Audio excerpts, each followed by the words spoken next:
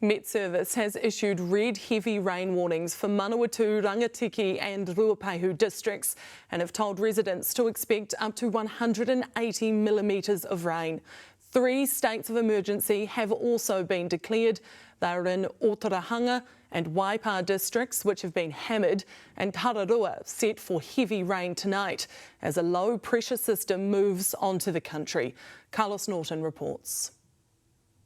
Ōtarahanga and Waipa were 2 of the latest districts to be smashed unexpectedly by a weather bomb. And by the time it was done, another New Zealander had lost their life. Brent Knowles was an enthusiastic fisherman and a keen Ōtarahanga community man. Now attention is being drawn to the lower east coast. Wairoa is expected to face the brunt of a low-pressure system sent to lash Hawke's Bay, bringing heavy rain, severe gales and rough seas.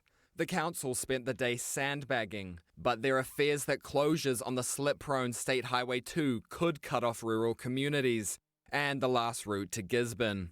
Big focus on State Highway 2 because if we lose State Highway 2, and we have a history of losing that road, it effectively means that Wairoa and Gisborne and Tairāwhiti are cut off.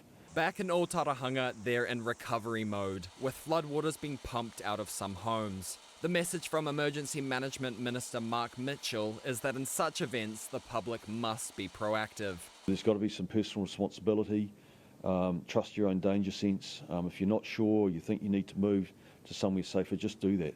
Especially do it in daylight hours, don't wait till night time because then it becomes much more difficult and then it puts first responders in harm's way. The Mayoral Relief Fund has been set up in Ōtarahanga to provide short-term recovery funds. But Mitchell said today the country seems to be in a perpetual cycle of response and recovery. We just have to adapt. As a society, we're actually very good at responding to these events. We have no control over the weather, so we just have to continue as a country to identify what our risks are and making sure that we can deal with them. From 2004 to 2014, New Zealand averaged only 13.4 days annually under a state of emergency. But over the past 10 years, that number skyrocketed to 35.9 days per year. Last year there were 72 days, and in 2023 there was a record 91 days.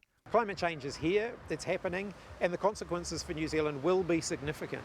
We need to do a lot more to mitigate climate change, but we also need to really step up our preparations for the extreme weather events that we're seeing.